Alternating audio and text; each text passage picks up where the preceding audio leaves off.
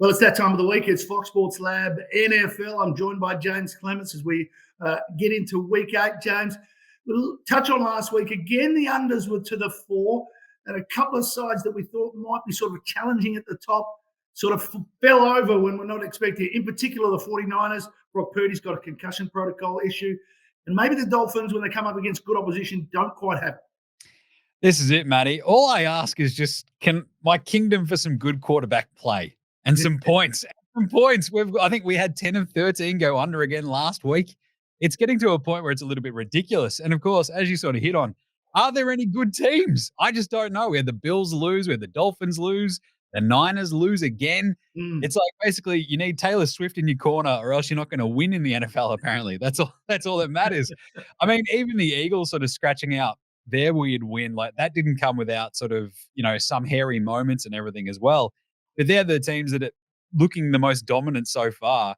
And even they, like the Chiefs and Eagles, don't really fill you that much with confidence, even though they were last year's Super Bowl, attendees. So it's a bit of a weird one, but I've just got to say, Matty, my Pats are back. How good was that? I'm like, I didn't know what to think because I'm sitting there going, we should be tanking. We should be losing this game. They gave up the ghost late against Buffalo, and somehow Mac Jones got the game winner into Mike Gesicki. But I think the biggest thing for me to take away from this week, you've got the Chiefs, you've got the Eagles.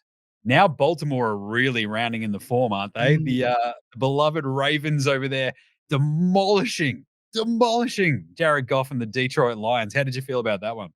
Well, it was interesting, wasn't it? When the Lions said that they're not going to, they're going to force Lamar to throw the ball. And of course, he throws over 350 yards and they look like a different team. I mean, maybe they've forced the Ravens into being a different team instead of seeing him run. They still had their running game going. But when Lamar's in that sort of form, Baltimore are Super Bowl possibilities. They really are. I think like Roquan Smith really sort of bolstered that defense when he came in halfway through last season. And now that they're getting healthier and healthier and healthier, like this is the one team outside those sort of the top 5 that we sort of talked about for most of the season. Baltimore feel like the one team that could just go absolutely rampant down the stretch of the season and like run through everybody in the playoffs. And we're sitting here going, how did the Ravens just beat the Chiefs? What just happened? And like they've suddenly won another Super Bowl. It's a very Ravens thing to do as well. But otherwise, like I think what we're sort of seeing as well, I think the top teams, their defenses are the ones that are sort of setting them apart, right? Like the Chiefs blanked the Chargers in that second half in that game this week. I can't trust the Chargers to throw as far as I can throw them from here on. I'm going to get to them later, Matty. But the way that the Eagles then also put the clamps on Miami, like the best offense in the NFL, like it's a bit of a sort of a, shall we say, an alert for the rest of the NFL. It's like, yeah, get your defenses in order because look, if you can stymie some of these bad QBs out there, you're going to win a lot of games. All right, let's get to it. Thursday Night Football, Friday morning, our time. We've got the Bucs at Buffalo. Buffalo 4-3. Their defense is questionable at the moment, ranked 22nd. And you're talking about good Ds. They want to get things going, otherwise they're going to fall by the wayside here. Exactly. Look, Josh Allen and that offense for the Bills, they were flying. We saw them, demolish the Dolphins earlier in the season, but then struggling, obviously, against the Pats. They struggled the week before to get past the Giants. They lose to Jacksonville the week before in London. It's just a bit of a mess at the moment for Buffalo. So I think the big thing that I had going into this game was for Tampa Bay. I've long been a proponent of, look, can we select the week that we take our bye? Like, I don't want to have it mandated. I want to be able to take the bye when I need it, right? Because Tampa Bay were flying to start the season. They take their bye and lose all momentum. It's all gone completely by the wayside. So Baker Mayfield just turned back into a bit of a spud, and here we are. So with all that said, you hit on the Buffalo Bills and that defense. It's really banged up. So I think for this game, I'm actually going to take Tampa Bay at the line. It's around that 8.5 point mark. And I think what we've seen from Buffalo the last 3 weeks does not fill you with confidence that they can cover a really big line. So if I'm going to get more than a touchdown on the side of Tampa Bay, I'm going to take it. So Tampa Bay plus 8.5. I'm also going to go some receivers for a bit of a anytime touchdown in this same game multi here. I think we go Tampa Bay plus 8.5. Stephon Diggs is still finding the end zone no matter what's really happening in these games, and he loves scoring on Thursday nights. And Mike Evans. You talk about that banged up Bills defense, especially in the secondary. They've just got no dudes anymore. So Mike Evans should catch a pass in the red zone. He's Baker Mayfield's favorite target. So if you just have those three, you should be, feeling pretty confident. If you want to throw the under in there as well, under 42.5, I think we've basically split the line across the season so far on Thursday nights of going over or under. It either smashes all the over or smashes on the under. There's absolutely no in between, Matty. So I think the under in this one is probably the best one because both offenses are a little bit iffy at the moment, and both defenses have a few questions. Whereas I trust Tampa Bay to cover this line, the under should hit, but I'd probably just stick with Tampa at the line and the Diggs and Evan touchdowns. All right, looking for your multi on the Sunday night games. There's some very interesting games. I mean, my Steelers up against the Jags. The Browns and the Seahawks are both 4-2. And Minnesota are making a bit of a comeback. They take on Green Bay. But where did you want to play? Yeah, I think looking at that Minnesota-Green Bay game, it feels like you should be jumping all over Minnesota, but they are coming off a short week. This is in Green Bay, so I'm going to probably steer clear of that. If I was going to tip it, I'd probably still maybe just lean towards Minnesota. Kirk Cousins looked really good. He was absolutely just all over Jordan Addison on Tuesday morning our time. But for this week, I think one of the great matchups so far this season is going to be Cincinnati versus the Niners. Cincy coming off a bye. There's enough balance on both sides of the ball, I think, for Cincinnati to really make this a great contest because the Niners have lost 2 in a row. You know that they will be absolutely ropeable. Kyle Shanahan's like, I'm not losing 3 in a row. What are we doing? I think the Niners win this. They won 11 straight at home, but I don't think they cover. I think Cincinnati and Joe Burrow with a healthier calf, using that offense really makes this Niners defense work. And I think this probably comes down to a field goal. So if I'm getting plus 5.5 for Cincinnati, I'm going to take that in the big multi. New England at Miami, another divisional game.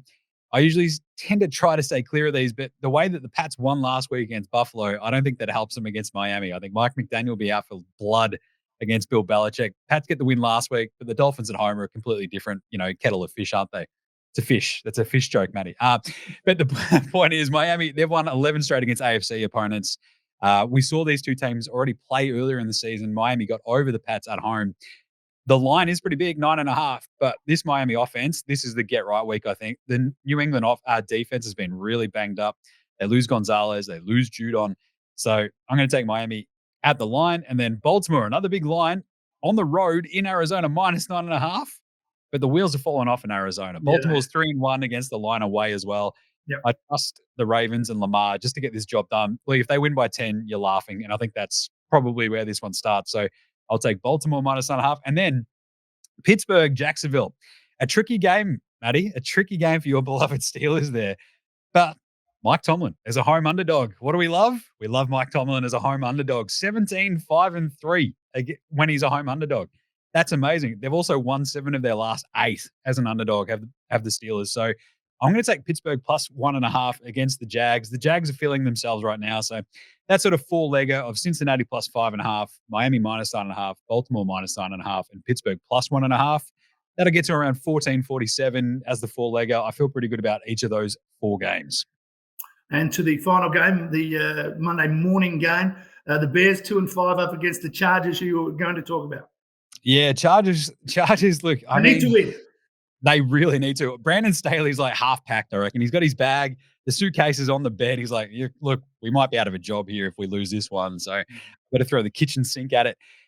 Chicago, this is the 5th worst defense versus the 8th worst defense, and they're both bottom 4 against the pass. So expect plenty of air yards, I reckon, in this one, Matty. I think we'll see the Chargers cover this one, though. Chicago, they've got T-Bags, Tyson Bagent as their quarterback at the moment. Maybe Justin Fields, he eventually comes back. But Tyson Bagent, he's a great story, but he's also, I don't know, not worth sort of trusting, I think, looking at this one. Chargers minus 8.5 and over 46.5 points is probably where I land. And also, if we're going to see some scoring, well, let's go to Keenan Allen for the Chargers with an anytime touchdown. Austin Eckler with an anytime touchdown as well, because Eckler can catch passes as well as run the ball as a running back. That sort of gives you the double-edged sword, I think, of the anytime touchdown for him. And DJ Moore, I reckon Chicago at least get on the board against his horrible Chargers defense. So I think DJ Moore will probably catch one too. So there's plenty there to sink your teeth into. Chargers in the line, the over, Allen, Eckler, and Moore anytime touchdowns, and I feel pretty good. And then, of course, we've got Tuesday morning. We've got Lions Raiders. That's a weird game as well, Matty. I mean, right, before we go, Detroit coming off a loss, the Raiders 3-4. It is. I don't know what we did to deserve this in prime time, but it wasn't very nice, clearly, because the Raiders gouge your eyes out bad at this point. But I'm going to take Lions minus 8.5 and the over in this one too, because both defenses have been a bit squishy the last couple of weeks. It is the 30th ranked offense versus the 8th. So that 8th ranked offense is the Detroit Lions. The Yes. 30th one, that's the Raiders. So I'm going to take the Lions at the line. We'll see Amon-Ra St. Brown probably run rampant as well. He's been awesome. So if you've got him in fantasy, you should be laughing. Around that 75 plus receiving yard mark and an anytime touchdown for Amon-Ra and the total points to hit, I think that's where I'm going to land with that same game multi as well. I think Detroit also, they sort of allow like the second fewest rushing yards in the league. And with the QB carousel in Vegas at the moment, like if they can't establish Josh Jacobs with the run, like it just makes it really hard for McDaniel's offense to get going. So I think the Lions have very few problems smoking this Raiders team on Tuesday morning. All right, mate, we're out of time. Enjoy the NFL week. Also enjoy the NBA's back, and I'll talk to you next week. Ripper. Thanks, Matty. Imagine what you could be buying instead. For free and confidential support, call the number on the screen or visit the website.